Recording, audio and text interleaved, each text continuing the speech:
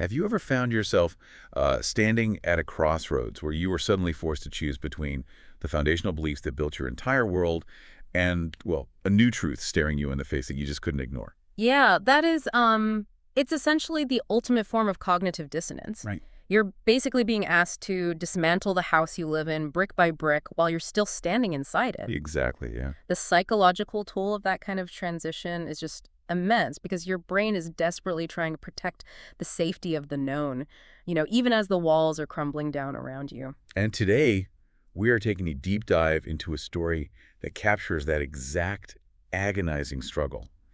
We're looking at a 6-episode Thai youth romance drama called Ticket to Heaven. It was released on May 30th, 2026 on the streaming platform View.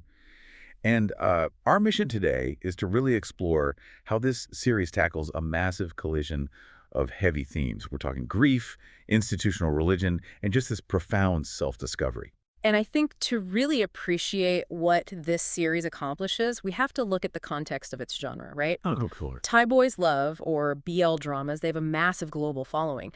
But historically, the genre leans heavily into highly stylized escapist romance. Yeah, they usually play it pretty safe. Exactly. They often take place in a bit of a vacuum, intentionally ignoring real-world prejudice or heavy systemic issues, mostly to focus purely on the fantasy of the relationship itself. Okay, let's unpack this, because that is exactly why Ticket to Heaven is such a fascinating departure from the norm. It really is. It takes the familiar framework of a youth romance and just drops it straight into a crucible of religious trauma.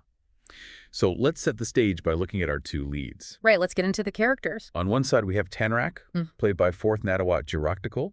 And Tanrak is, he's an orphan student at a Catholic seminary studying to become a priest. Right. And on the other side, you have Barth, played by Gemini Norawit Rak.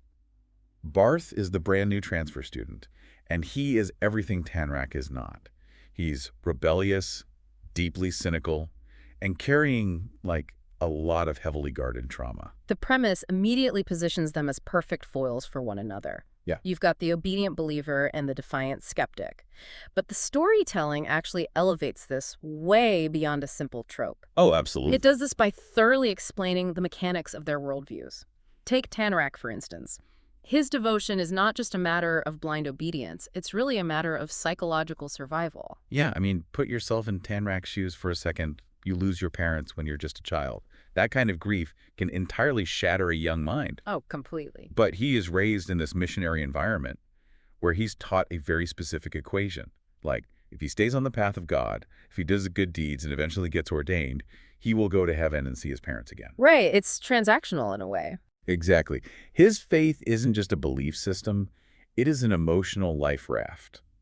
Following the rules of the priesthood is quite literally his ticket to heaven. Which means any deviation from that path is not just, standard adolescent rebellion. It registers in his brain as a literal life or death crisis. Yes. To entertain feelings that conflict with the seminary's teachings would mean letting go of the only coping mechanism that has kept him functioning all these years. He would essentially be choosing to drown. That is a terrifying amount of internal pressure for anyone, let alone a teenager.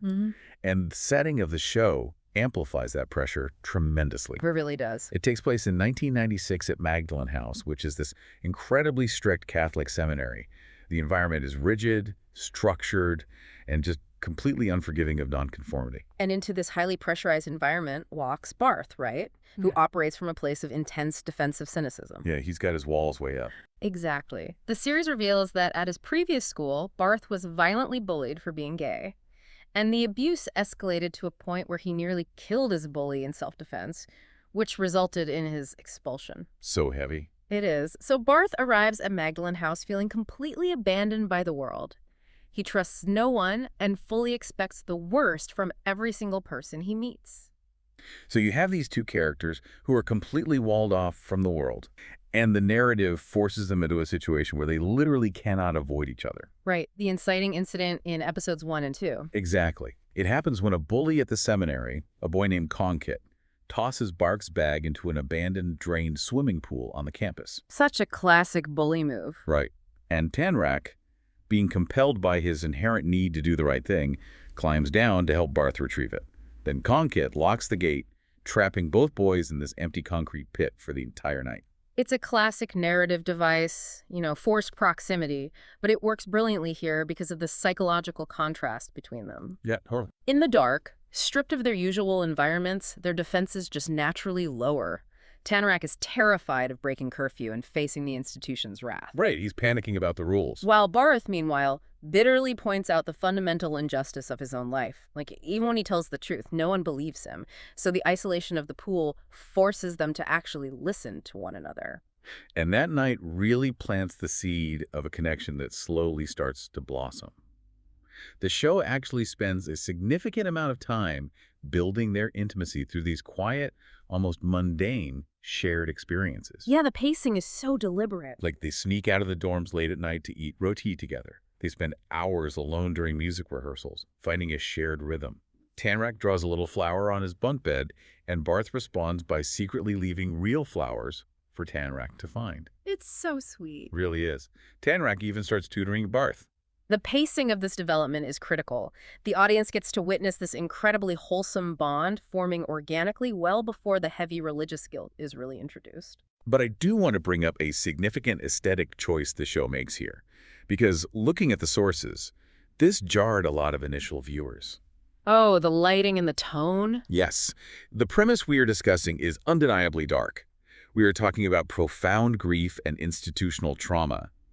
But the visual language of the show does not reflect that darkness at all. No, it's very bright. Super bright and saturated. It has a peppy, loud soundtrack complete with cheerful sound effects. It almost mimics a lighthearted rom-com. It begs the question, does wrapping a serious story about religious guilt in bright commercial lighting undermine the gravity of the themes? What's fascinating here is how that specific visual dissonance actually serves as a psychological tool. Really? How so? It heightens the tragedy of Tanrak's internal conflict. The bright, cheerful tone visually represents how pure and natural their blossoming connection feels in a vacuum. Ah, I see. By lighting these scenes so warmly, the director ensures the audience feels the innocence of their bond. It makes the sudden intrusion of reality so much more jarring, doesn't it? Exactly. It creates a devastating emotional contrast. Think about the moment Tanrak first experiences a physical awakening regarding Barth in episode 2. Oh, that scene is so intense. The audience has just spent an hour watching a brightly lit, innocent puppy love unfold. But in Tanrak's mind, he is committing a soul-destroying sin. Right. We watch him lock himself in a bathroom stall, desperately splashing water on his face, literally physically fighting his own biology. Because the aesthetic remains so bright, his visceral, terrifying panic feels incredibly stark. There are no visual shadows to hide his torment. It is completely exposed. Which makes his suffering feel undeniable. Once that realization hits Tanrak, the narrative pushes us toward a massive breaking point.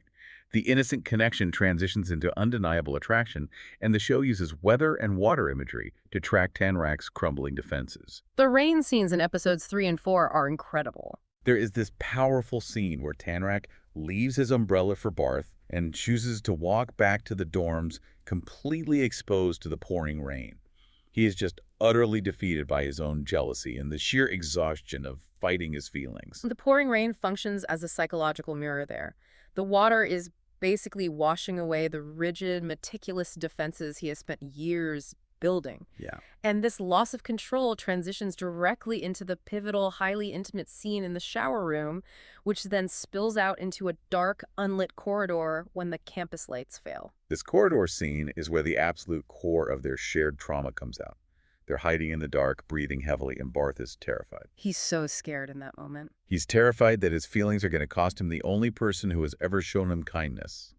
Barth confesses that he likes Tanrak and acknowledges that because he is gay, he knows he is not God's favorite son. That line is a gut punch. It really is. And Tanrak, the model student, the boy whose entire life is dedicated to being God's favorite, quietly echoes that exact sentiment. He admits he isn't God's favorite either. And they kiss. That shared admission of feeling entirely outside of divine favor is a monumental shift for both characters, even though they arrive at that feeling from entirely different traumatic backgrounds. Here's where it gets really interesting. If you want to understand the mechanics of Tanrak's internal struggle, picture a game of Jenga. Okay, I like this. His entire life, his sanity, and his hope for the future represent this meticulously constructed Jenga tower of faith. But every single time he experiences a romantic feeling for Barth, It pulls a foundational block out from the bottom of that tower. Wow. Every shared look, every stolen touch, every kiss in the dark, he is actively participating in the structural demolition of his own worldview. The physics of it dictate that the tower has to fall. It's just a matter of when. And to fully grasp why Barth is the specific catalyst capable of dismantling that tower, we have to examine the root of Barth's intense cynicism, which the narrative reveals during a Christmas break trip to a local waterfall. Right, that backstory is rough. It is. Barth is not merely an edgy teenager who decided to stop believing in a higher power just to be rebellious. He is a survivor of profound abuse. He grew up with a strictly religious, highly volatile father. Yeah. His mother endured the abuse for years, trapped by the religious conviction that leaving the marriage would be an unforgivable sin. A conviction that ultimately forced her into an impossible corner, ending with her taking the father's life to protect Barth, which of course landed her in prison. The psychological fallout for Barth is just immense. At the waterfall, he explains to Tanrak that during the worst of the abuse, he prayed constantly. He begged for divine intervention, and he was met with absolute silence. That's heartbreaking. He doesn't just lack faith, he feels actively abandoned by the concept of God. Understanding this mechanism of trauma explains why Barth's behavior toward Tanrak is so profoundly moving. Exactly. Barth has every logical reason to aggressively despise religion. The institution failed his family entirely. Yet he never once weaponizes that trauma against Tanrak. He never tries to convince Tanrak to abandon his beliefs. Because Barth possesses the emotional intelligence to recognize that while religion was a weapon used against him, for Tanrak, it is a shield. Right. He respects the coping mechanism that keeps Tanrak safe, even if he himself finds no comfort in it. Which makes Tanrak's gesture at the waterfall so incredibly massive. Before they get into the water to swim, Tanrak takes off his rosary and just sets it aside. It's a huge move. It is this beautiful, fleeting moment where he physically removes the weight of his guilt and his institutional obligations. He just allows himself to exist freely in the water with the person he loves. They even carve Tanrak's name next to Barth's on a tree nearby. It is a moment of pure, suspended reality. But, suspended realities cannot last forever. No, they can't. Once they leave the sanctuary of the waterfall, they inevitably have to bring that fragile, vulnerable new dynamic back into the rigid, unforgiving structure of the seminary. And that is where the friction finally sparks into a full-blown external crisis in episode 5. Oh man, the real world comes crashing down fast. Tanrak's best friend, Kondek, notices the shift. He sees the romantic doodles, he observes the intense closeness between the two boys, and he confronts Tanrak. And that just grates Tanrak. This exposure sends Tanrak into a psychological tailspin. The paranoia just eats him alive. In a state of sheer, unadulterated panic, Tanrak gathers up all the romantic notes and the pressed flowers Barth has given him, sneaks back out to that same drained swimming pool where they first bonded, and just sets them on fire. It is a brutal act of self-flagellation. He isn't just destroying paper, He is attempting to incinerate his own desires. He's trying to purge the feelings that are threatening his spiritual survival. But the universe has other plans. On his way back from the pool, he runs directly into the head priest, Father Arnon. And Tanrak's hands are literally covered in the black soot from the fire. The visual metaphor there is fantastic. It's so brilliant. He is carrying the physical, dirty evidence of his internal purgatory right on his skin. Now, as a viewer, this is where my internal alarm bells were ringing. Oh, for sure. Usually, when a piece of media explores LGBTQ+ themes within a religious setting, the institution itself is presented as the primary antagonist. You brace yourself for the cruel, judgmental priest, the threat of expulsion, the public shaming. Right, that's the standard trope. But what happens to the narrative when the enemy isn't a malicious authority figure, but rather a young man's own internalized expectations? If we connect this to the bigger picture, this is where the series executes its most remarkable subversion. I couldn't agree more. When Tanrak inevitably breaks down in the confessional booth, sobbing because he genuinely believes he must sever ties with Barth to earn God's forgiveness, Father Arnon does not offer condemnation. No, he doesn't. Instead, he offers radical, unconditional compassion. Arnon looks at this terrified boy and explicitly tells him that love is not a sin and that God will never reject him for who he loves. He validates Tanrak's feelings while simultaneously refusing to give him an easy out. Arnon tells him he still has to choose his own path, but clarifies that neither path is inherently evil. And we see this deeply humanistic approach mirrored in Master Fack, another authority figure at Magdalen House. Yeah, that scene was great too. Master Fack sits down with the boys and openly admits that he, an adult dedicated to the church, still struggles daily with his own doubts about his chosen path. The series refuses to paint the Catholic community with a broad, villainous brush. Right. Instead, the authority figures at Magdalen House act as a genuine family. They love Tanrak through his ideological crisis. It is a stunning portrayal because it impartially reflects the reality that for many people, faith is a profound source of comfort, community, and acceptance, rather than just a blunt instrument for condemnation. But psychologically, for Tanrak, this compassion is almost more terrifying than punishment would be. Because if the institution isn't forcing him into a cage, it means he is the one holding the key to his own prison. He can no longer blame an oppressive external force for his misery. He has to take agency over his own life. And this realization propels the narrative toward its final resolution in episode 6. Carrying the blessing of his mentors, but still grappling with the immense weight of his own conscience, Tanrak leaves the seminary with Barth. Yeah, they hit the road. Their journey away from the institution brings them to a local cemetery, where they encounter a pivotal character named Lek. Lek is a phenomenal addition to the story. She is a trans woman who works as the caretaker of the cemetery.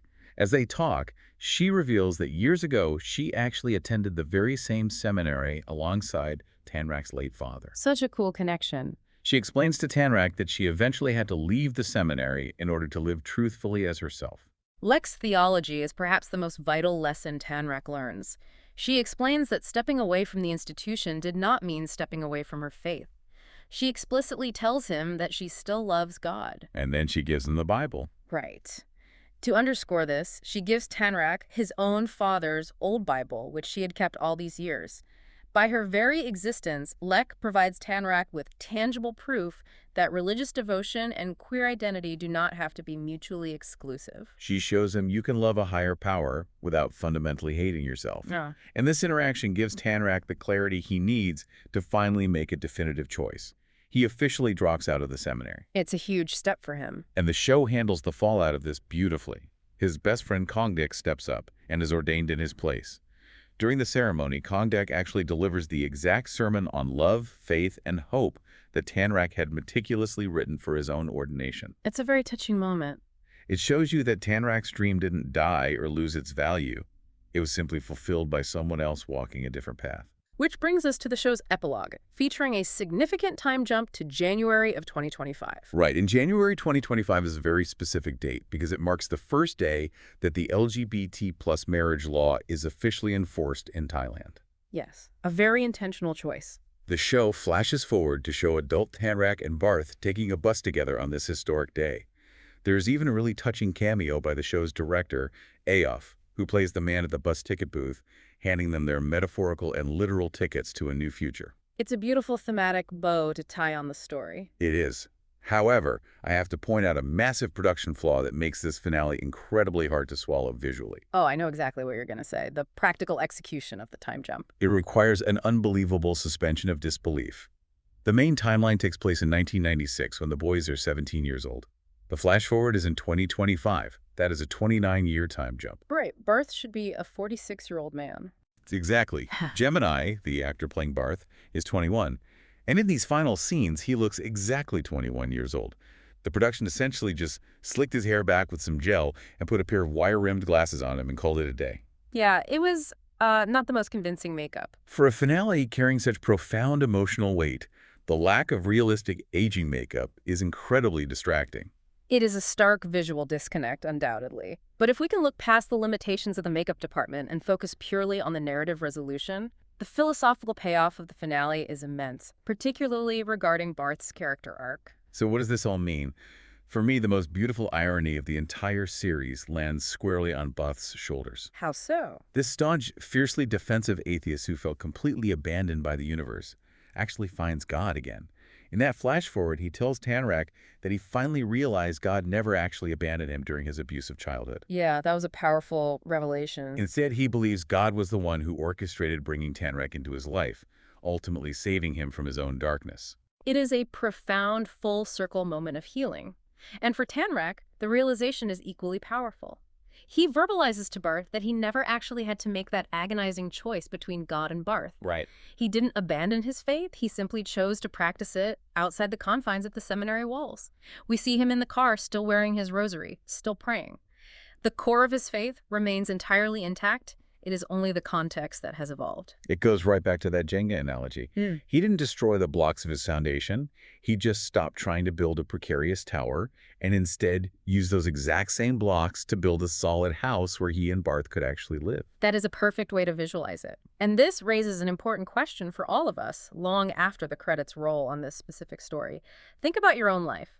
How often do you trap yourself in a false binary? All the time. We constantly convince ourselves that life requires us to choose between two mutually exclusive options, like A versus B, faith versus love, a safe, lucrative career versus a fulfilling creative passion, familial duty versus personal happiness. Yeah, we really do that to ourselves. When in reality, the healthiest, most sustainable answer is very often finding a third path, a path that might look entirely unconventional to the outside world, but one that honors all the different complex parts of your identity, just like Lake did in the cemetery, and just like Tanrak eventually does. We absolutely build our own prisons with those strict either-or scenarios.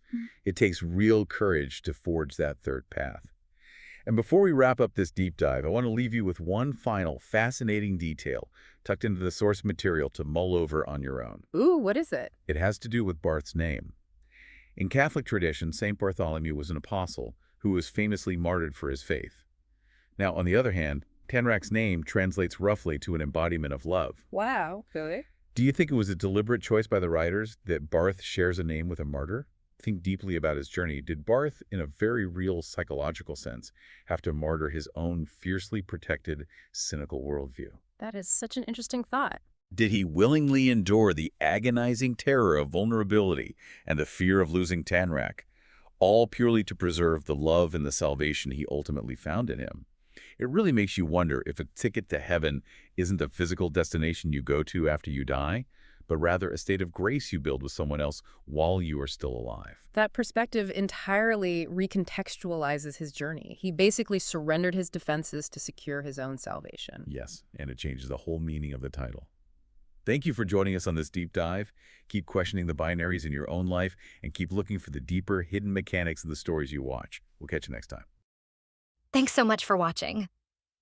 If you enjoyed the video, please consider liking, commenting, and subscribing. It really helps the channel grow. See you in the next one.